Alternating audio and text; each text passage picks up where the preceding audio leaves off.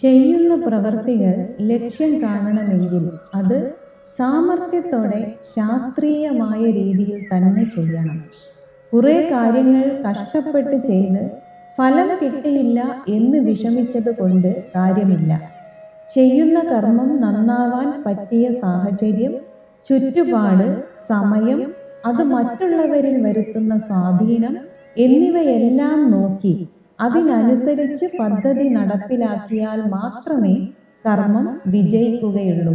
ശരിയല്ലാത്ത സമയത്ത് ശരിയല്ലാത്ത സ്ഥലത്ത് എത്ര നല്ല കർമ്മവും യാതൊരു ഫലവും ഉണ്ടാക്കുകയില്ല. ഏതൊരു പ്രവൃത്തി ചെയ്യുമ്പോഴും നമ്മുടെ ഉള്ളിലുള്ള അറിവിനെയും ഇച്ഛാശക്തിയെയും പൂർണ്ണമായും പുറത്തു കൊണ്ടുവരാൻ വേണ്ടിയാണ് താൻ ഇത് ചെയ്യുന്നത് എന്ന ബോധത്തോടെ ചെയ്താൽ അത് പൂർണ്ണമായ ഫലവും സംതൃപ്തിയും നമുക്ക് നൽകും.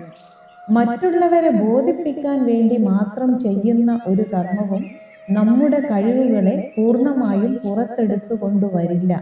അതിനാൽ സ്വയം സംതൃപ്തി നേടുന്നതുവരെ പരിശ്രമം തുടരുക. നമ്മുടെ ഉള്ളിലുള്ള കഴിവിനെ പൂർണ്ണമായും ഉപയോഗപ്പെടുത്തുക. അപ്പോൾ നമ്മുടെ കർമ്മവും പൂർണ്ണത നേടും.